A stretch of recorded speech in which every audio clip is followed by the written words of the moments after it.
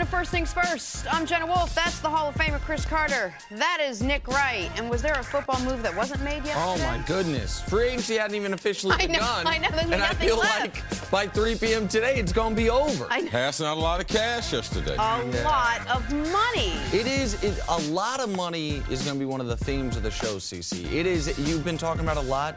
The increased salary cap, nearly $180 million. Mm-hmm. There are some big deals being handed out to not necessarily top-line players throughout the league. From the top of the league to the bottom, this league is profitable. Yeah. And now you're starting to see all levels of it, owners, commissioner's office, the players, they're all benefiting from it. No kidding. There was a deal that was like $20 million. I was like, it was only $20 million. Come back to me when it's like $30 million. Yeah, but it was a one-year deal. It was a one-year deal. It was like a 6-month deal. Yeah.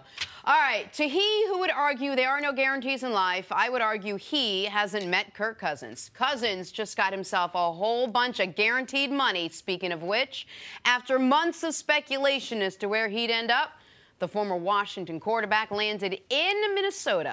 Cousins reportedly will sign a 3-year, $84 million contract with the Vikings. Did I mention the money was fully guaranteed? This would make Cousins the highest-paid quarterback in the NFL. All right, we'll start with UCC. Did Cousins make the right call signing with the Vikings? Let's start from his perspective.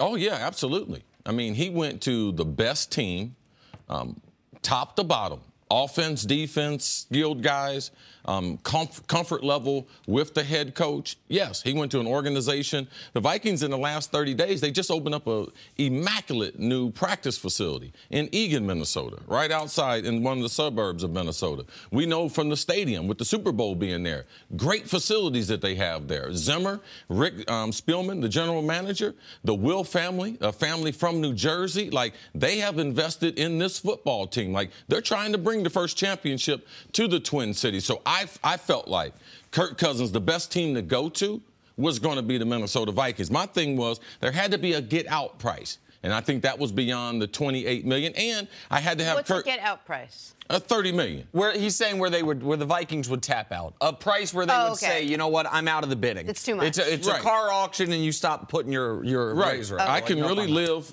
with the price that they're paying per season and the amount of time that they're with. If you look at Kirk Cousins and his age, giving him a 3-year deal, given what the climate in the NFL as far as quarterbacks and some of the other important positions, yes, I believe this is the right price. I believe they did get him at the right deal, and he took some compromises.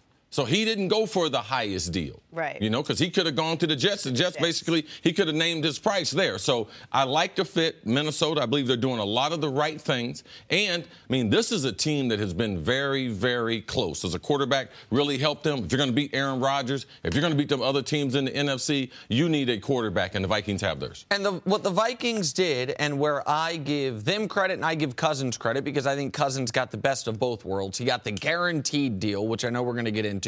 He got the ability to hit free agency again in 3 years, theoretically still at the tail end of his prime, but he also got the ability to compete for a championship right now. And that's what the Vikings were concerned about.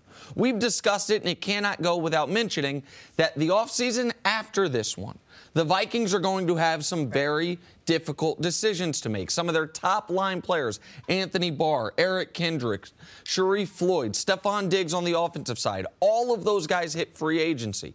So next offseason, they're going to have tough decisions to make. But this offseason, they looked at their team and they said, with good quarterback play last year, what were we? A Super Bowl contender. We were a team that absolutely had the argument going into the playoffs. We're one of the 2 or 3 best teams in the league. And coming out of the playoffs, could have argued we were one of the 2 or 3 best teams in the league.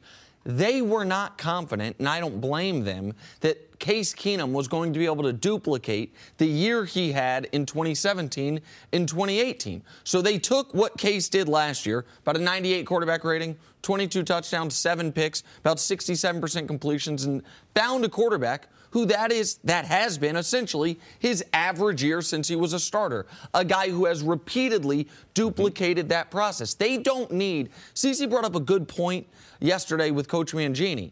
They don't necessarily need far superior quarterback play than they got last year.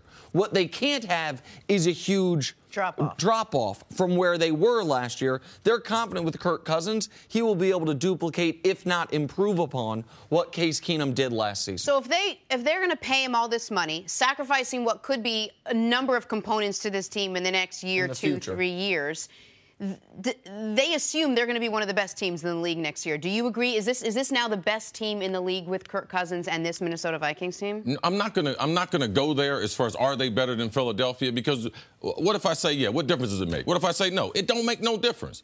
Philadelphia are the Super Bowl champs, and they did that with the backup quarterback. Is Kirk Cousins better than Carson Wentz? Absolutely not. Like, absolutely not. But this team is a good team, and I believe that if Minnesota had home field advantage last year, they would have been in the Super Bowl. But that game, the NFC Championship, Nick, we were there in Philadelphia. They jumped. Now, they played well. They jumped all over them. But having that fan support led to them winning Super Bowl 52. So Kirk Cousins makes them a better football team. He is a better quarterback than Case Keenum, I believe, will ever be in the NFL. And what, just to answer your question, while I do think that if Kirk Cousins is as good as he was at his best in Washington, I do think that would probably make the Vikings the best team in the league. But CeCe's point is correct. It is not about going into the season who the best team is. It is about, do you have a credible case that you are one of the best teams, one of the teams that has a good shot, not a miracle shot to win the Super Bowl. And when we look at it now from 10,000 feet, the Vikings are on the list, along with Philadelphia, along with New England, along with Pittsburgh, as that top of the top tier of the league going into the 2018 season. Now, there's always teams that surprise us. I don't think Philadelphia was in that top tier going into 2017. But they have made it so they can continue the trajectory on which they were on, the trajectory they got on, I feel like, when they hired their head coach, Mike Zimmer. Right. Also, I don't know why people are so shocked with the economics that are going on in the NFL. Nick, in the last 2 years, how much money has Kirk Cousins made? In the last 2 years? Yes. What's he made? $45 million, $47 million? Okay, so how much? 22.5 a year? What? Yeah, just around 22.5 a year. He's getting 28 now, and what we consider now a 3-year deal in the NFL is a long-term deal. So going from 22 to 23 million to 28 million, that's not a huge jump in total free agency, where you can go to any team. So I believe the Vikings did get him at the right price. People just have to get used to, these are the economics that are going on in the NFL now. And I think that adjust your eye. I mean, we saw last year in free agency, well, Mike Glennon came from Tampa Bay to Chicago for $16 million. You know, and he's not even a starter. Sam Bradford, 1-year deal, going to Arizona for $20 million. So, man, getting Kirk Cousins at 28, like, yes, I believe that is the right price for the Vikings. The economics, it wasn't just about the per-year price. It was about what I know you're going to get into, which is the impact, the larger impact. Well, and that it's a fully guaranteed deal. Right. Which is what you've been saying all along. This is the reason I think people were taken aback somewhat by Kirk Cousins is the Vikings and Kirk did something that I've been encouraging, this along with one of my theories you love so much, along with front-loading deals, like something that I thought could be trend-setting to a degree. Now, I didn't see it to where the player would get, to use a cliche, his cake and eat it too, top-end money and a fully guaranteed deal. I thought there might be a team that would go to a guy such as Russell Wilson when his rookie deal was up, say, hey, you're on pace at the time to make $22 million a year. We'll give you $18 million a year, but we will guarantee every single year of it.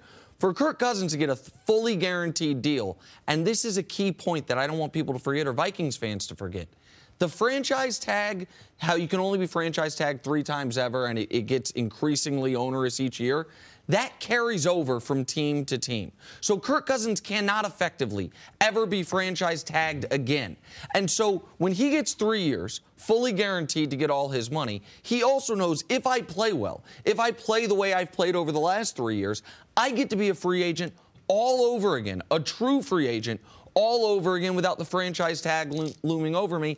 I think that's what struck people was, and that's why players across the league were saying that NFL players, tell me if I'm wrong, have always envied to a degree the guaranteed portion of basketball and baseball contracts, right? Yeah, they have, but it's not fair to compare because if you look at the numbers, of course, how many players are in the NFL is almost the same number of players in Major League Baseball, in the National Hockey League, and in the NBA by 300 players. Right. So you can't compare something in a collision sport compared to only having a roster of 12 to 15 guys. So NFL players, it's unrealistic to ever think that they could be the same. Go ahead. No, I'm done. No. Of course. Like, it never, but guys still did it. Guys would still wonder why, even if the numbers couldn't be the same, why can their contracts be guaranteed and ours can't? And Kirk's the first significant high-dollar contract I've ever seen where it is fully guaranteed for the 3 years. And that's why you saw players across the league speaking about it. And for people who wonder whether Kirk Cousins is worth it and what did he do in Washington, they never really, well, now he's got people to throw to, and he's got the Adam Thielens and the Stephon Diggs, and now you can see what he can do with an offense that's already set in place. So maybe the numbers he had in Washington carry over to success. Listen, this is what he's got. He's got a defense that can win him games, too. Sure. So it's not as if the Vikings were absent of a quarterback. Like, oh, Kirk Cousins is coming to say, no, this is a good football team. When you look through the roster, and now it can be stabilized with just steady, good quarterback play, and that's what I think Kirk brings to them. Such a good football team. I know they made a conference championship with Brett Favre. But this, on paper, I believe, is the best Vikings team since you were playing. I think going into a season, this is the most complete, most potentially lack of holes Vikings team that we've seen since you were playing in the late 90s and early 2000s. At least that's how I look at it. New topic here. You have to wonder if this was the Jets' plan B all along. Plan A, Kirk Cousins. Plan B, quickly scramble, sign the guy you had last season who wasn't amazing, and go after someone who played just a few minutes all last season. We're comfortable with that, guys. Let's break it down. So Jets re-signed soon-to-be 39-year-old Josh McCown to a one-year, $10 million deal. Then they will reportedly sign Teddy Bridgewater from Minnesota, also to a one-year deal. Cece, what do you make of the Jets' quarterback plans? I mean, the Jets were bragging about how they had $100 million available. Like, you would think. Now they've got like $98 million available. I mean, how do you improve your football team? Like, you got to go out and spend the money. And you got to spend it on guys who can play.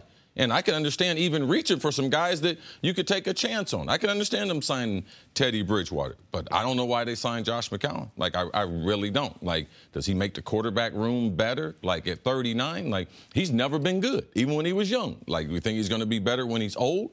Like, so for me, I think the Jets, there's a reason why certain teams win, and there's a reason why certain teams lose. And I just wish they would give Todd Bowles the type of support that it takes to be a winning coach in this league. You need playmakers, all right? And you need a decision maker at quarterback. He's touching the ball every snap that is a playmaker. So I like the chance they took on Teddy Bridgewater as far as one-year deal there. That is what Teddy should get, coming off being out of football for 2 years. I like that. Their ability, they can still draft one of the top 3 quarterbacks at the number 6 position. Yes, that should be a good thing, but that's at the end of April.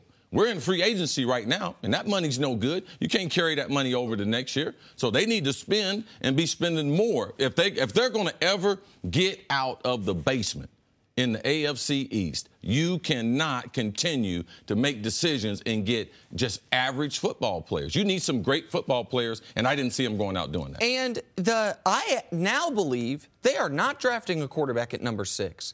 Because if you think about, if you're paying Josh McCown 10, let's say Teddy's going to make, we don't know the details, but I would imagine 8 to 10. Let's call him the low end. Let's say it's $8 million. Well, I don't believe both of those guys might be on the roster. One of those guys is going to get cut. Okay, so if they end up cutting one of them, fair enough. Like, because if you were to keep all 3, keep those 2 and draft a guy, the guy you draft is going to make at number 6 about $6 million a year. Then you'd be paying $24 million a year for without having a great quarterback. Like, I understand what they did with Teddy Bridgewater. I think the Teddy Bridgewater thing is smart, actually. I don't understand them signing McCown, reportedly telling McCown he's the starter when they get him to sign there. Like, at the very least, Teddy should be competing for that. We know Teddy's upside's higher. I think Teddy's, if he's healthy, his basement's higher as well. But the McCown thing is perplexing. And while I understand from all his teammates' accounts, he's a great teammate, he's a good locker room guy, I get all of that. But when I saw Josh McCown get 1 year, $10 million at age 38, you know what I thought about? How patently absurd it is that folks are telling me Lamar Jackson should go try to be a wide receiver. Why not? Go be Josh McCown. Let's say he can't be a starter in this league. Play 15 years as a backup, never be good, one of the problems and make $40 million. One of the problems with a guy like Lamar Jackson, we haven't seen guys who have been stars who can bring value to the quarterback room enough that they would stay in the circuit, stay in the system long enough that they could be backups like this. Typically, organizations, they like older guys who are like gym rats who can actually be like coaches inside the meeting room to be able to help whoever the starter is. And we just haven't seen that transition. I believe that he deserves that opportunity. Right. You know, but to be able to stay within the system when you're used to being a star and now you are a backup, the things that probably made you a star, your athletic ability, is not something that the team is going to be able to utilize compared to your brain power and be able to help out the guy who is the starter. I look at a guy like Teddy Bridgewater with the X's and O's and how he plays the game. He would be a guy that would be in that category, but we just haven't seen a lot. Michael Vick, he showed that he can do that late in his career, be a backup and have that example. But it's hard when you are a star, you're a Heisman Trophy, the whole franchise, the whole college, you're the big man on campus, to take that back seat and be a practice squad, only do scout team, do whatever the coaches need you to do. Everyone is not cut out for that. Go ahead, Jenna. I don't get back to the Jets. If you're a Jets fan and you're looking at what they did now, so now you have maybe two guys who could potentially be competing. You said they have all this money, they should have gone out and get some. Is there someone out there that you think they should have gotten or they could have gotten? I felt like everyone kind of landed, the big top free agents landed where they were going to land. Jets were left on the outside looking in. Well, they're like the Browns. Teams don't want to go there. Guys want to win. Like, there's a certain point where money compared to winning, all right? And Kirk Cousins, amongst others, Case Keenum, they didn't want to go there. They went to the better teams. Case went to Denver, and Kirk chose Minnesota. So winning plays a part in trying to attract people, regardless of how much money. Almost every team has money. So it's not like the Jets are the only. The best they could. But it's not just. But here's the thing, CC. Well, we got to get beyond the best they can. Like, they haven't won in 40 years. And we focus on the quarterbacks, but what about Andrew Norwell? Could he have helped the Jets, a first-team All-Pro guard, when they got all this money? They don't have a great offensive line. But he wants to go to a place that all of a sudden, amazingly, I know they could have used a bunch of those wide receivers. Absolutely right. That's why Allen Robinson, Sammy Watkins. Sometimes you do have to pay a premium. And because you're the Jets and you have this cap space open this year, you could, instead of backloading, you could do a even split over 3 years or front-load a deal slightly. But the way you're going to create to where we saw Jacksonville all of a sudden turn it around quickly. They drafted smartly. They made two key free agent acquisitions last year, A.J. Boye and Calais Campbell. People thought they might have overpaid for those guys. It helped them. For the Jets to come out of here with Teddy and McCown and no other significant players, I don't understand how it happens. Well, we still have time. Yeah, they could still do stuff. A lot of people have been and landed places. But of the top 50 free agents, 22 of them are off the market. Right. Despite a brief flirtation with the Vikings, Drew Brees agreed to a 2-year deal with the Saints yesterday. We all sort of assumed this would happen. The deal will give Brees $50 million, $27 million guaranteed. CeCe, are you surprised that Brees took such a short deal? No, he's 39 years old. He's at the end of his career. They also have some things as far as ownership, there with the family. Like, how long will they own the football team? I think Drew Brees, at this point, he's playing year to year. This is a 1-year deal for $27 million. The team has the option on the second year. I'm sure if Drew continues to play at this level, he stays healthy, I'm sure they exercise the option for year number 2. But I like the fact that he stayed there in New Orleans. Sometime during the season, I know he's got less than 2,000 yards. He's going to pass Peyton Manning as the all-time passer in the National Football League. Yes, I did send out a tweet with Drew Brees because the Vikings called. But in all honesty, we need to see Drew Brees, when he breaks that record, he needs to have a Saints uniform on. He's the greatest Saints player in the history of that franchise. The lone Super Bowl they have is because of Drew Brees. He changed the culture there. They took a chance on a small, undersized guy who was not a prolific passer in San Diego when he came there. They took a chance on him, and, man, they built magic together. I'm glad to see him going back to New Orleans because also they're one of the teams that you're going to have to deal with in the NFC. Yes. They took a chance on him also, CeCe, coming off a major injury. An injury that made Miami Well, that was the only chance. Well, correct. But he was not, when he went, even absent the injury, he, like you mentioned, he was not Drew Brees, the way we think of him now, leaving San Diego. He was a good quarterback available. The same offseason, Dante Culpepper was available. It looked like he was going to go to Miami. Miami's doctors don't clear him. They go with Dante. Nick Saban goes with Dante. And, the rest is a sliding doors moment in NFL history. As far as Brees, he is supposed to be a Saint. And the Saints knew that he felt he was supposed to be a Saint.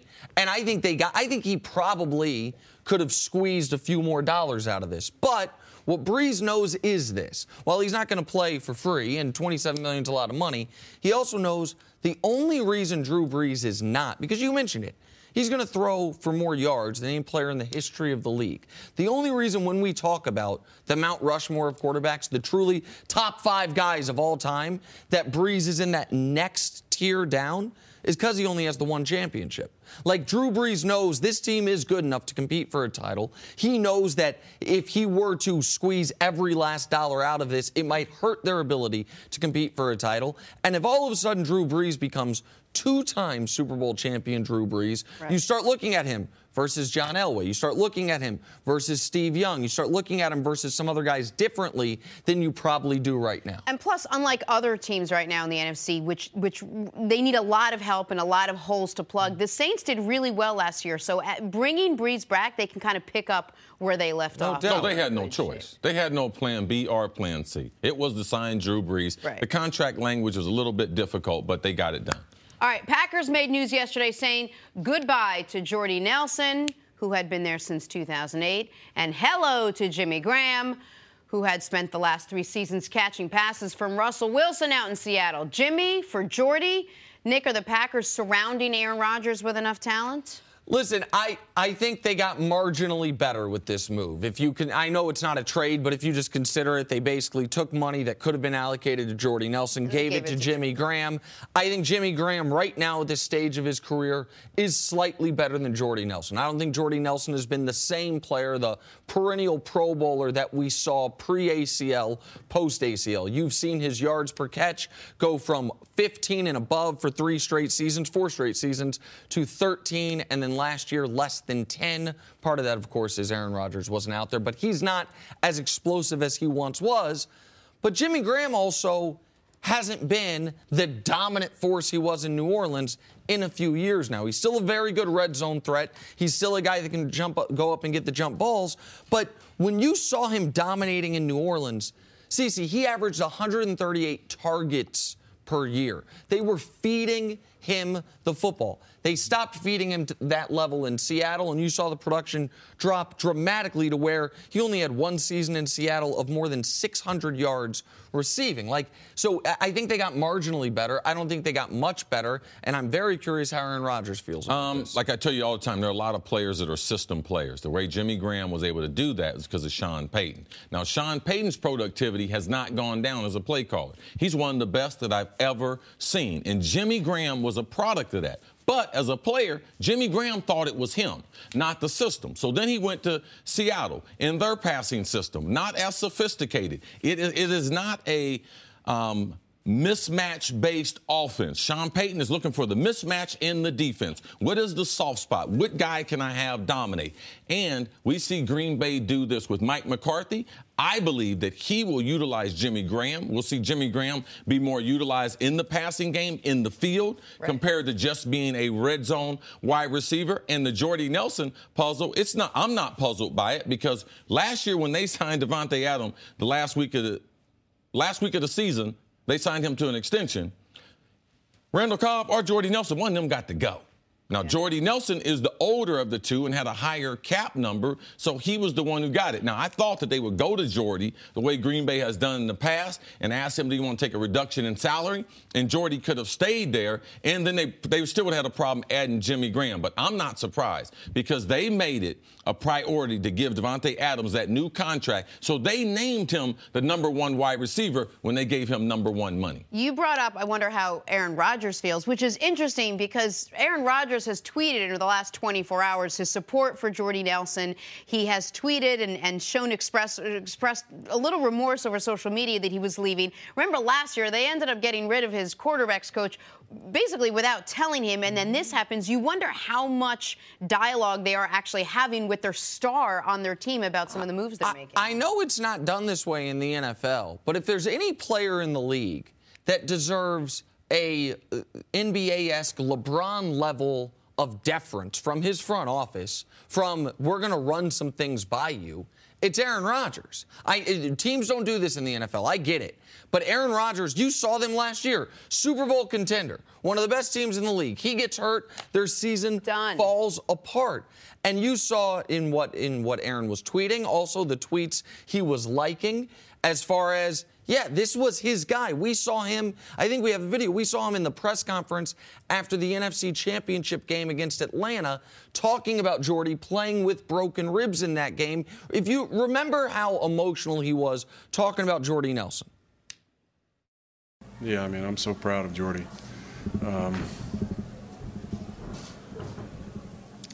mean, it's incredible that he was out there.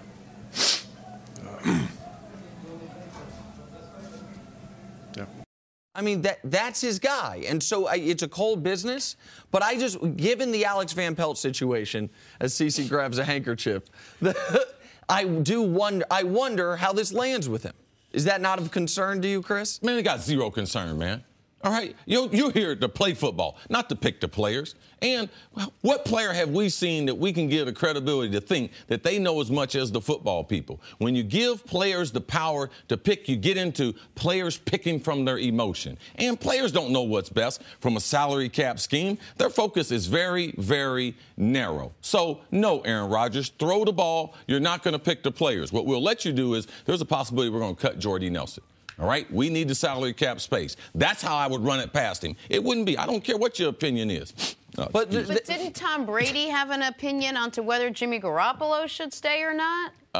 No, they didn't have no opinion. They didn't have no opinion. New England didn't care what he thought. There was rumor that he had an opinion, adverse opinion, privately. But it wasn't like the club went to him and said, hey, what do you think about Jimmy Garoppolo? No. No, he went to the club. We can't confirm that. You're right. We can't. We can't confirm that. But you said going to him at the very least and giving him the courtesy heads up. That's something they didn't do with the quarterbacks coach. This is a guy like he is, I think we would agree, one of, if not the singular most important player to his franchise in the league. What? Well, do you think he knows what's best for them cap-wise? No, I'm not saying that you have to ask his permission. But I am saying... I just disagree. No, of course. All right? But I got him here to play football. I don't have him here to pick the players. All right? Do you think what you said they should have done? Like, my question is, did they do that? And if not, because they didn't do that with the quarterback's coach. This is the thing. You walk a thin line in allowing people to participate in the decision-making. And when you get into that with players, you get into the emotion of it. And when you get into your emotions, are you going to pick the best player that's going forward at the right salary? All right? Now, when they had Brett Favre, they didn't go over personnel with Brett Favre. Now, I don't know why they should be going over personnel with Aaron Rodgers, Tom Brady, or anyone else in the league. I believe that they have people that are more equipped to do that than the players, including Aaron Rodgers. Welcome back to First Things First.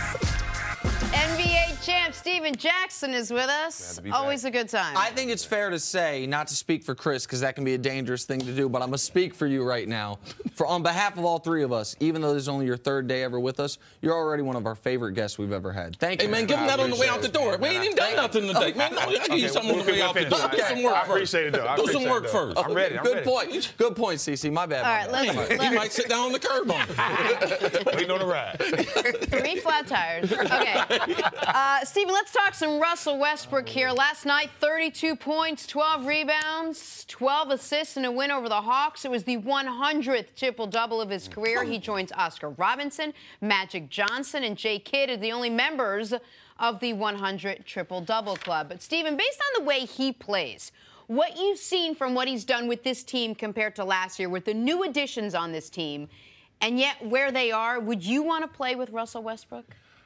I'm one of those guys, go hard or go home. I'm one of those guys that broken toe, anything that I've dealt with, I played. And I played hard, gave everything I have. You would never hear me say anything bad about Russell Westbrook because he shows every night how much he loves the game. I would love to play with a guy like Russ. Anytime you got a guy that stuffs the stat sheet, that does everything for your team, how can you go against it? You can't blame him. I think you need to blame those other guys on their team. They need to pick their energy level up. They need to play with more passion and show that they care about the game like Russ do. And their team might be better, but when you have a guy like Russ, you got to hold on to him because that passion you can't teach. See, what you touched on, that is the best explanation as to why I love Russ. I'm an analytics guy. I'm a numbers guy. And the analytics don't love Russell Westbrook. At all. The analytics talk about his inefficiency as a shooter. He is approaching Charles Barkley levels of volume three-point shooting without success at it. The analytics say a lot of those rebounds that got him the triple-double were hollow rebounds, off missed free throws.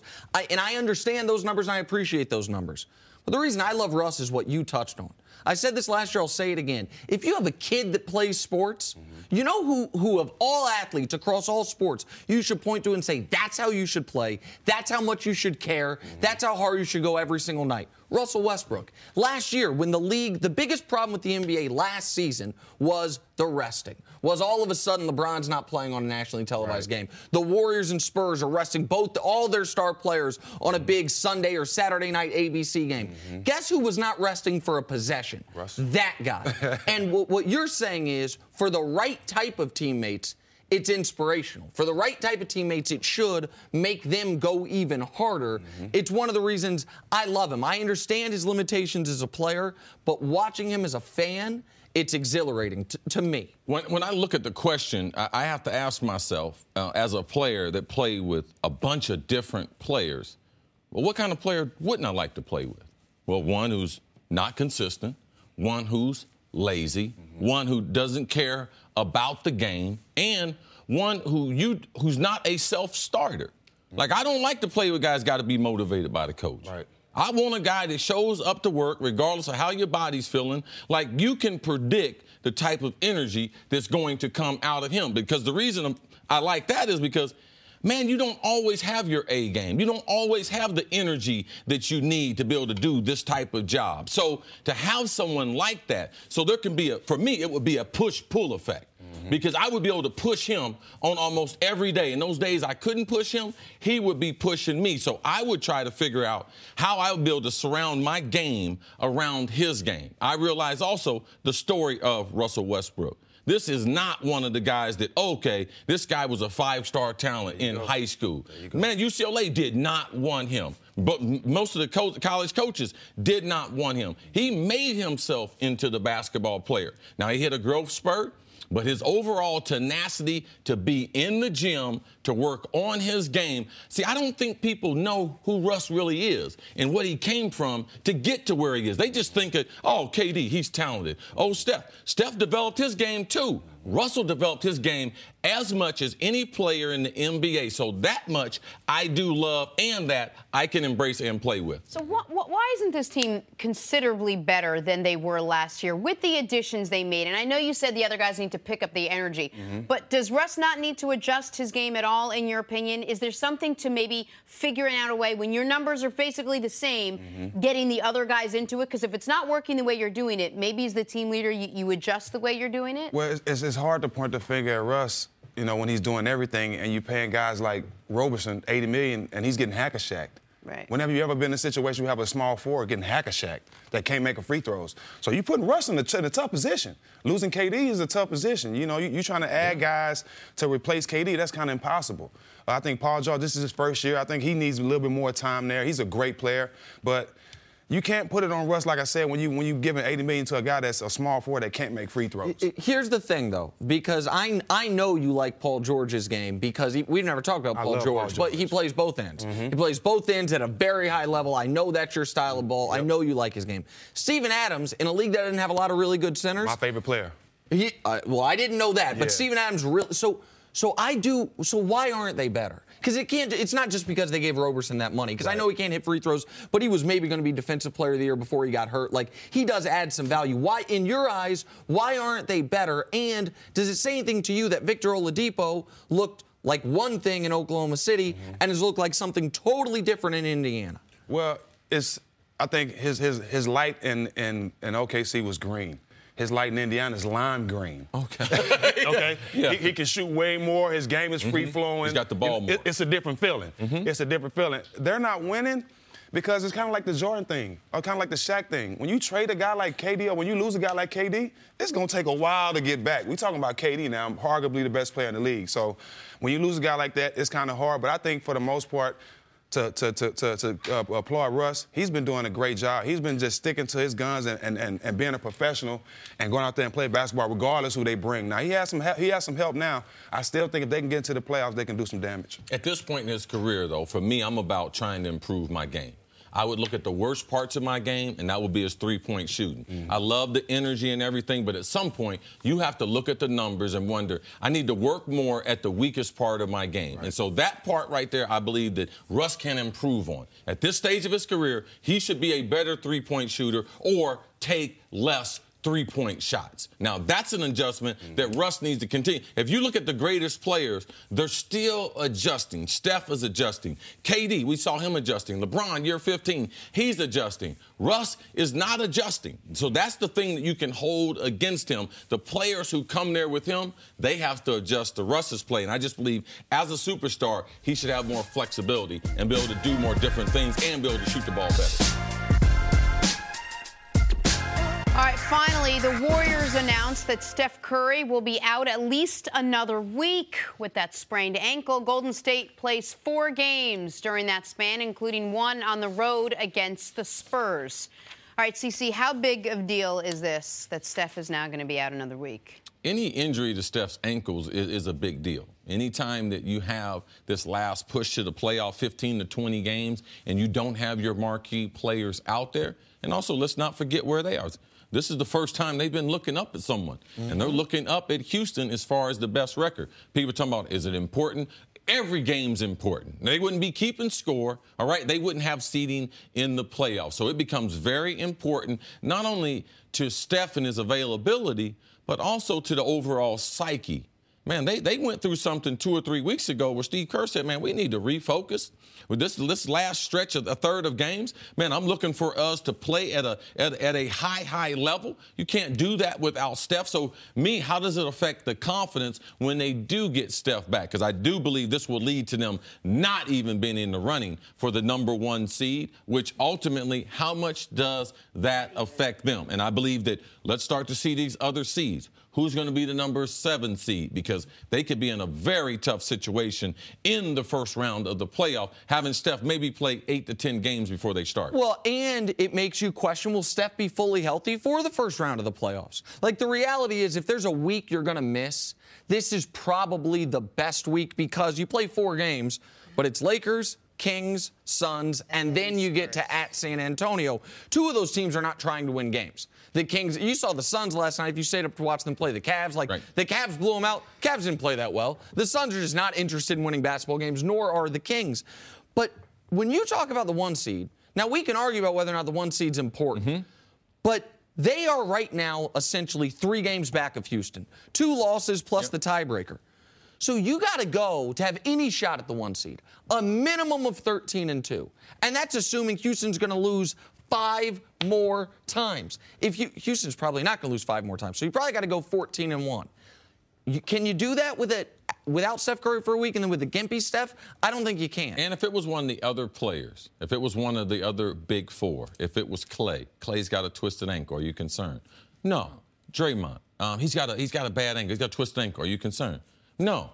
KD, are you concerned? No, for one is for the style for which they play with their ball movement. These guys don't do a lot of dribbling besides KD. But Steph, when you are undersized and you don't have your legs, you don't have your quickness, like Steph does not have that jump shot without those ankles. So that is another reason why it concerns me at this point in the season. Just quickly, and the other reason why it's more concerning with Steph is because it's Steph and his ankles. Yeah, and it's the 4th time this year this has happened. So why don't you just concede the 1 seed because it's going to be hard to get. It's not a gimme or a lock. You already had Draymond Green come out and say we're not that worried about it. Rest him up. Make sure you have him lock in that 2 seed and you get him fresh. Listen, they might. By the way, they might end up doing that. They're not going to rest him the rest of the way, but they might give him. Or as long as they might give him this week. Well, that's why they're giving him more time. Right. That's what they're doing. That they are absolutely giving him. They are erring on the side of caution.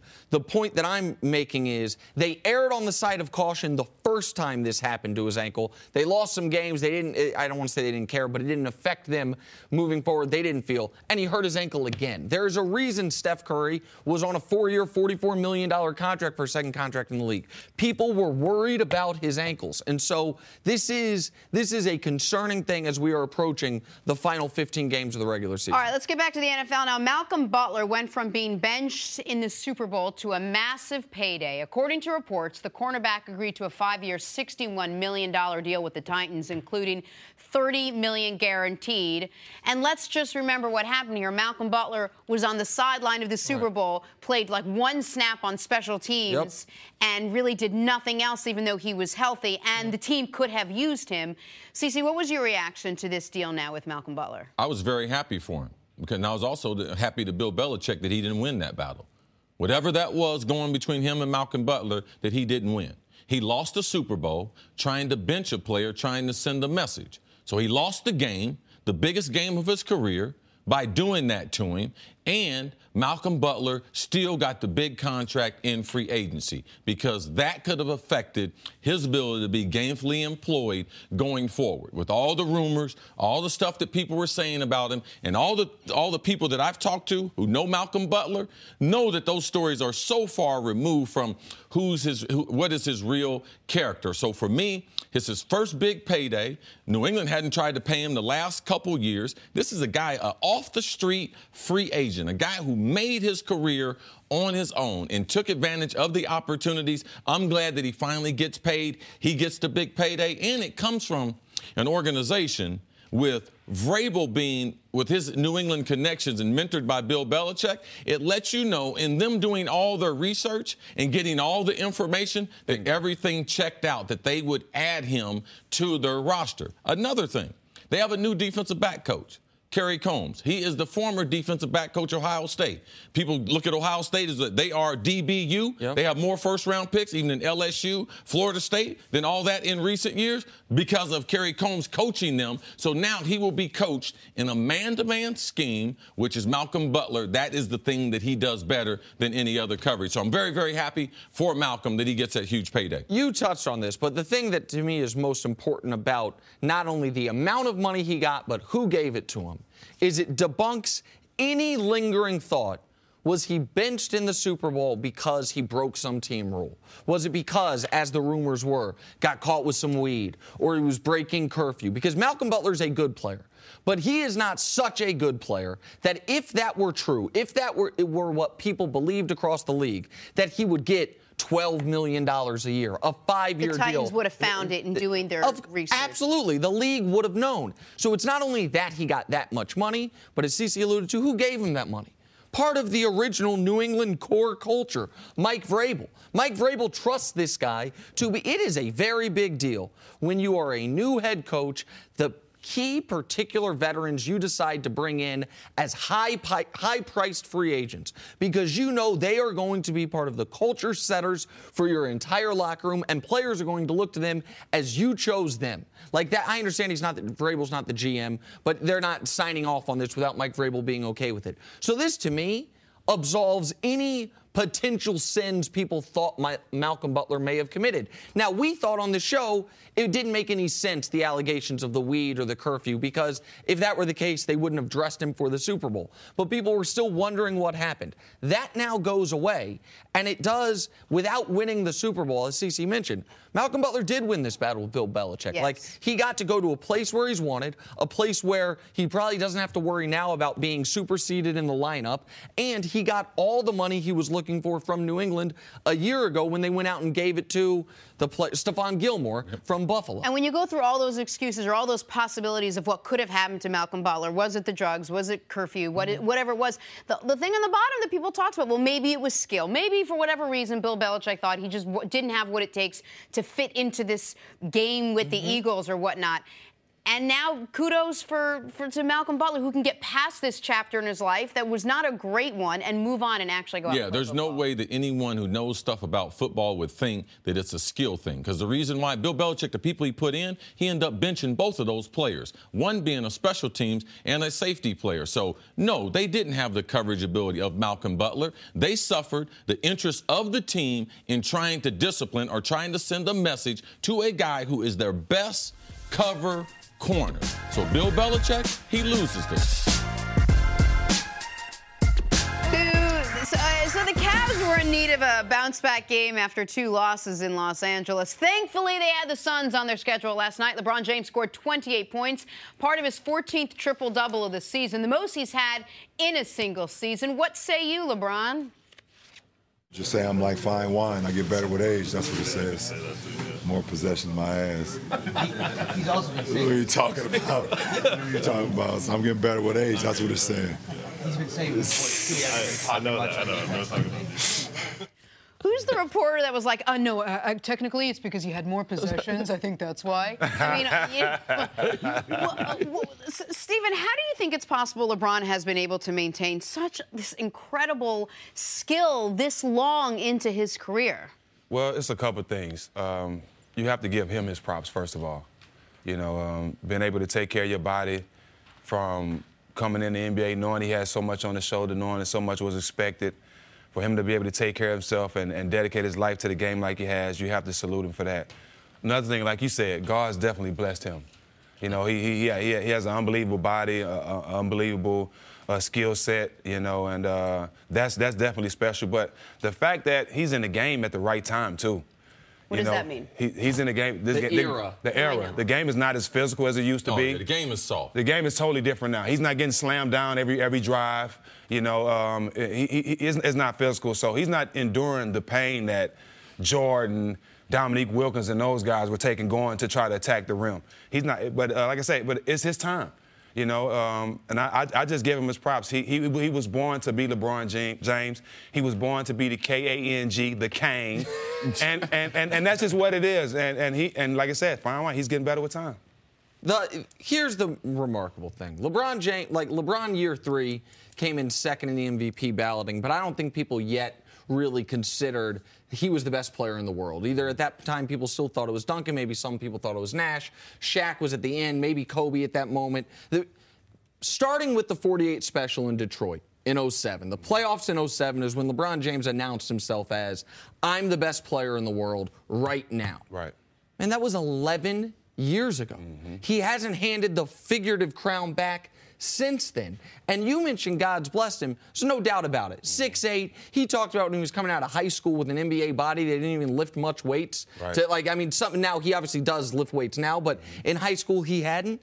But the level of attention to detail and the amount of money and time he spends on maintaining his body, because what we have seen with great players, we have seen great players have extended primes, and what happens? They suffer one injury, and even if they are able to recover from that injury, they're not able to recover from the time off due to the injury. Right. The 6 months of not being able to stay in your routine, and then injury begets injury.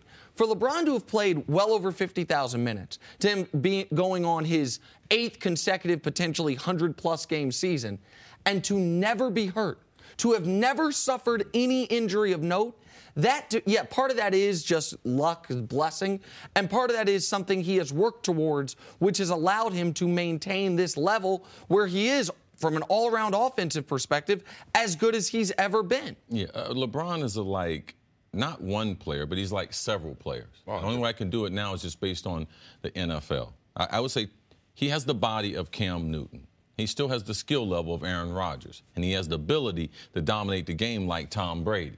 So, yes, those things are true. We have seen great athletes before with great bodies. God bless them.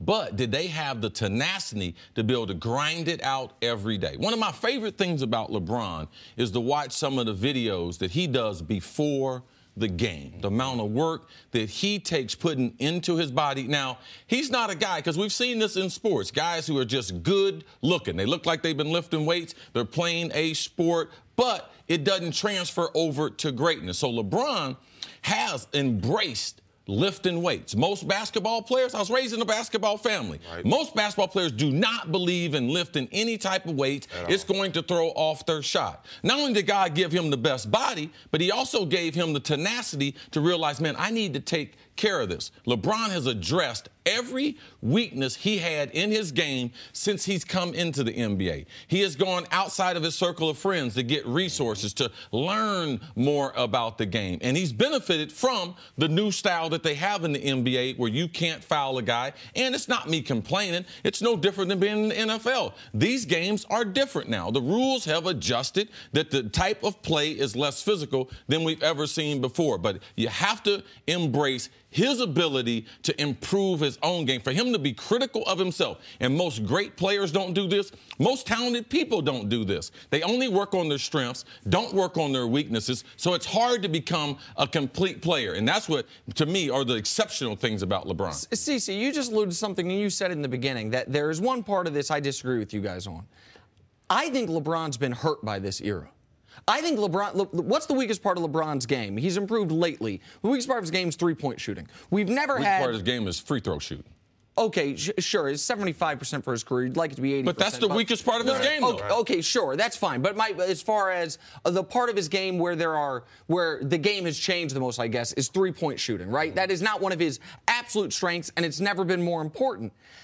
You add to that the idea that LeBron, who I think we agree is one of, if not the most physically gifted basketball players we've ever seen. The best all-around player of all time. No, but I'm just purely from a physicality standpoint, though. A more physical era would have suited him. Like maybe when not for injuries, though, Nick. Not for injuries. Like, this is an unprecedented run we have seen a great player go on. If you are playing in a more physical league, the probability of you getting hurt, it goes way, way up. So we're not talking about LeBron. We're not talking about him. Like, he's talking about in general, the health of the player. Yeah, the game, and it benefits him even more that he is that physical, playing in an era that's probably the least physical that we've ever seen. Right. So what he's been blessed with, he's taken advantage of playing in this era where it's very soft. We didn't say LeBron is such a great talent, and this is what you see.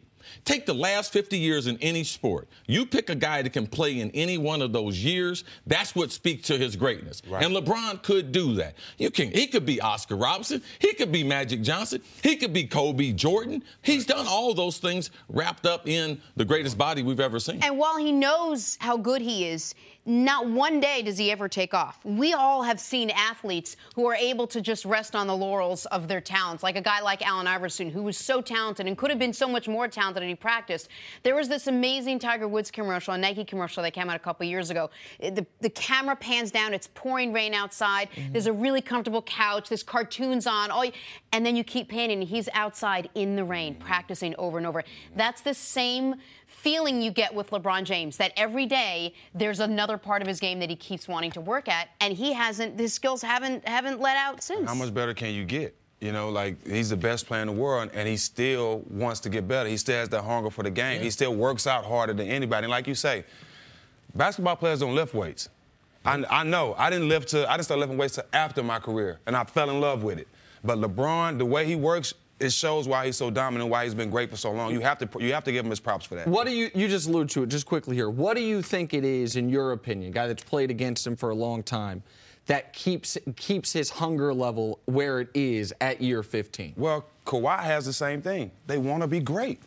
You know, I came into the NBA, I knew I had to find my way and my niche. I didn't come in the NBA trying to be Kobe, AI, or LeBron. That wasn't for me. I had to find my lane. My lane was come in, be a tough-nosed defender, play hard, and just be great at everything in the game. I did everything. So that was my lane, a great role player. You know, a protector for the stars on the team. That was my role, and I was a star in my role. You have to have guys like that. LeBron wants to be great. Kawhi wants to be great, and that's why they approach the game. And I believe that the greatest athlete God puts with that talent, the desire to separate yourself. LeBron has that. MJ had that. And that right there makes them one of the all-time greats ever. Stephen, can we get him to the gym to start lifting some weights? I'm it's good. the one thing we have. Thank you so much for being I'm going to do with it us. after my career, too. Coming up. Just like Action Brady Jack. play on forever. We'll discuss Nice. that with the creator of Tom versus Time right here on set next on First. His career just started. Sitting there laying here 3 days after you're getting my Achilles worked on my thumb, and you go, what are we doing this for? You know, what are we doing this for? Who are we doing this for? Why are we doing this? You got to have answers to those questions, and they have to be with a lot of conviction. You know, when you lose your conviction, then you probably should be doing something else. Well, that was from the latest episode of the Facebook series Tom versus Time. And joining us now is the show's creator and director, Gotham Chopra. Gotham, thank you so much. Good to see you. Thank you for coming. Welcome. With Welcome. us. Thanks for having me. I got to start by asking you, Tom Brady is not exactly the accessible athlete, the guy that you're like, hey, can I follow you around for like a couple months just with cameras in your face in your home? How did you get Tom to agree to do this? I mean, I've been friends with him for a couple of years, and, you know, I'd say over that time, maybe 5 years, I've been telling him, because what he's been doing for the last 5 years has been pretty historic anyway. Remarkable. So I kept on telling him, hey, man, I think we should, you know, I've done this before with other athletes like Kobe, et cetera. And Tom very politely would always sort of say no, you know. But then this past year, about a year ago from now, after I think the prior season, which was pretty historic, you know, from the comeback. The comeback, Yes. but the suspension, the off-the-field stuff he was dealing with his mom. I think Tom sort of sensed maybe I should have been this on capturing camera, that. yeah. And then there was this whole he's turning 40, nobody thinks he could do it. And, you know, these guys always have to find their edge. They have to find that conviction. And I think last season or last off season it was, okay, you don't think I can do it at 40?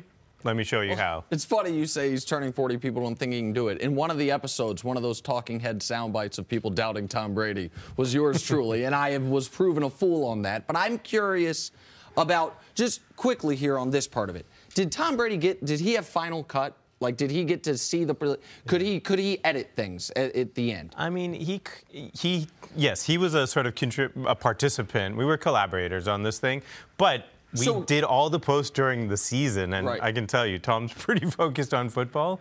I had a pretty good instinct, you know.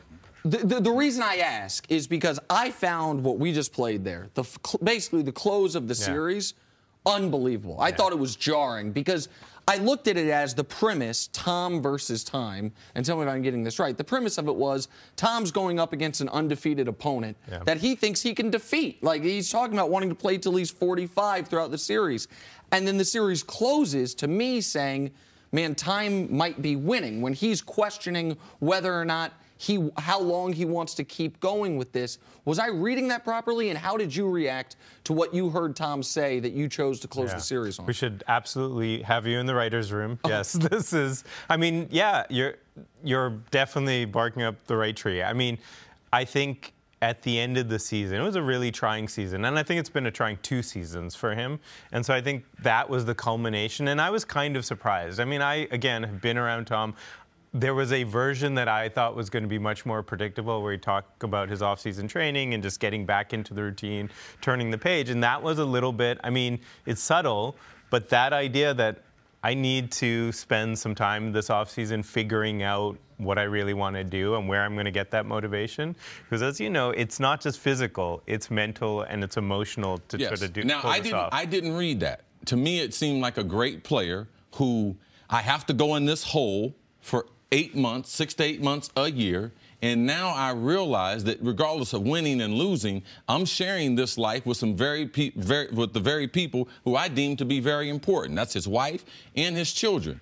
I think that football is his safe haven. There is nowhere else that Tom Brady can act the way he does. There's no way that he can get the credibility and that what a man wants in life without being on the football field. The first thing I have to do is thank you for pushing Tom. Because for me, for all the young kids out there who think it's easy, Tom is doing it the right way. And without you and without this documentary, we wouldn't be able to see that. So first, I have to thank you.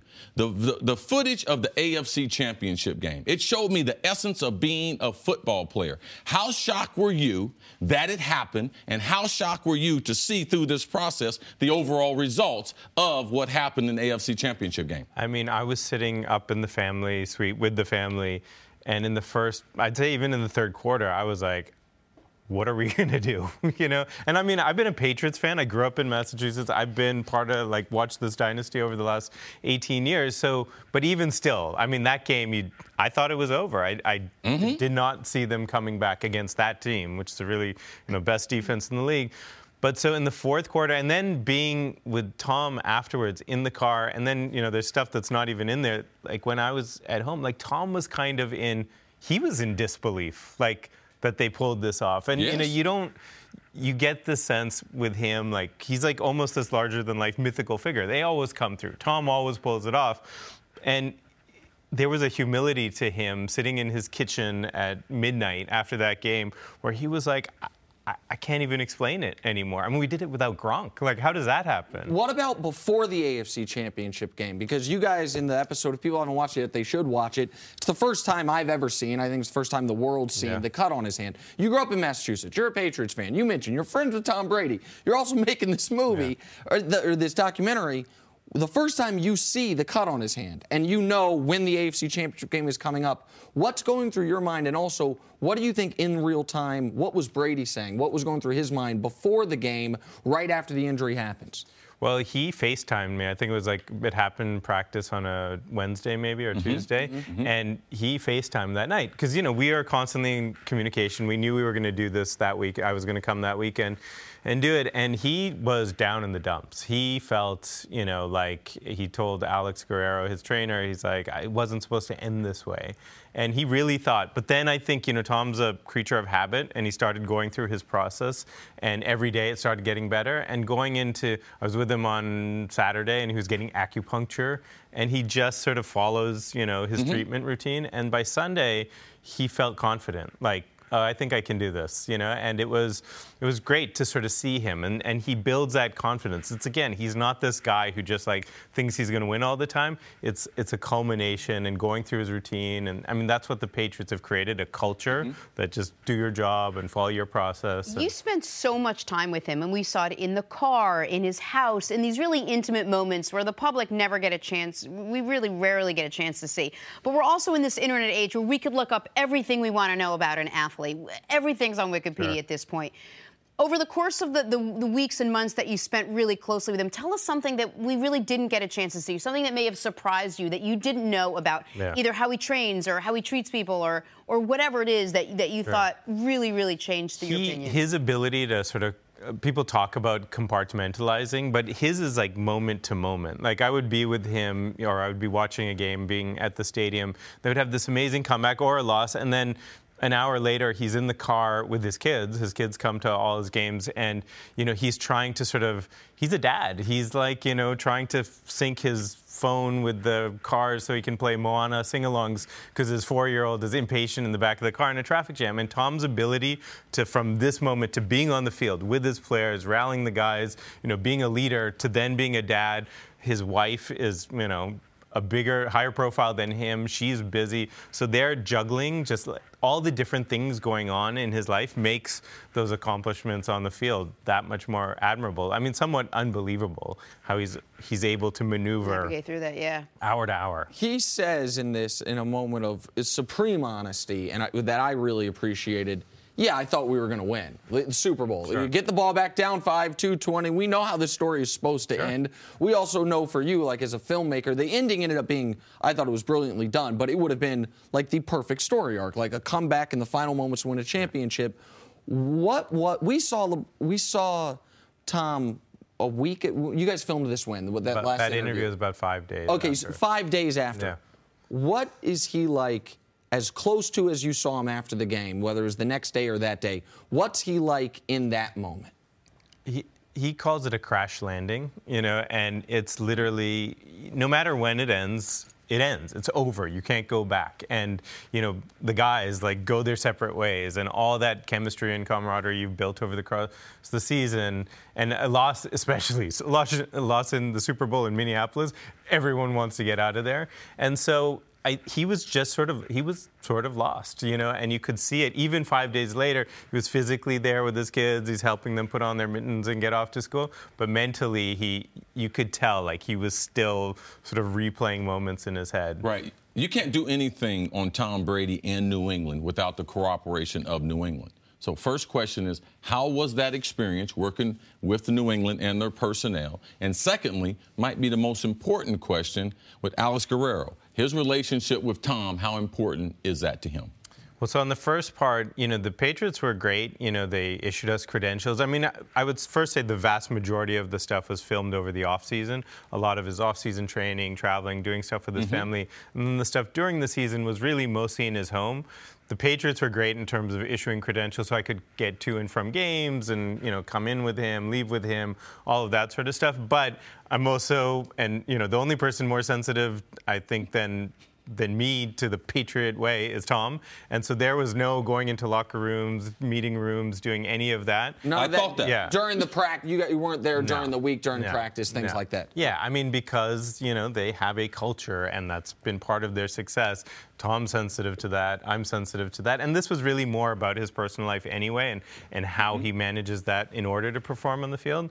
So that was, the first part. And then, your second question, which was about Alex Guerrero. Oh, Alex, look, there's nobody more important. I mean, honestly, and, Tom, it's just the physical, regiment that he goes through with Alex that they've sort of perfected. But it's also I think Alex is a mentor to him. Alex is somebody who he really trusts and he talks to a lot because, those pliability sessions are an hour and a half long. Yes. So there's a lot of just sort of mental and emotional, I used to joke with them, I'm like, it's like mental pliability and emotional pliability, even spiritual pliability. Because I think that's where Tom is. It's the physical stuff. He can do it. I think he could play till he was 45 if he wanted to.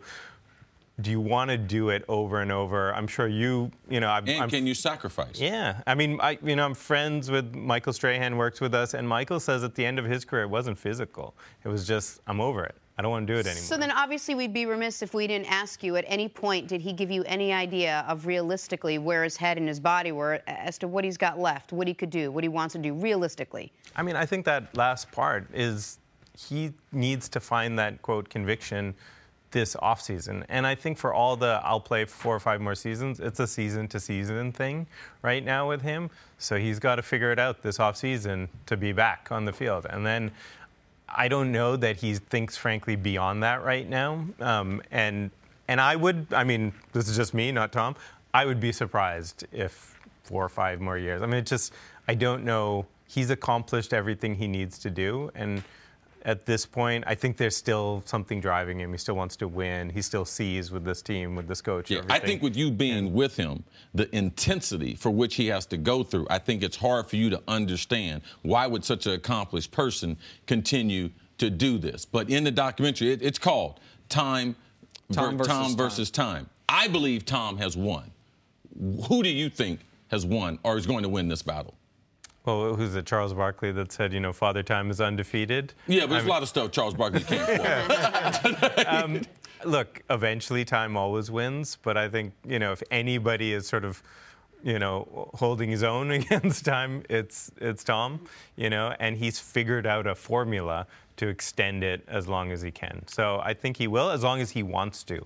But I think that's the thing, mentally, emotionally, how long does he want to do it? It's called Tom versus Time. It is on Facebook. You all have access to it. Gotham, thank you so much for being with us. Really, really great work. And if you've watched it, watch Cody's one with Gotham, Muse. It's really great. You do great work. Thank you very much.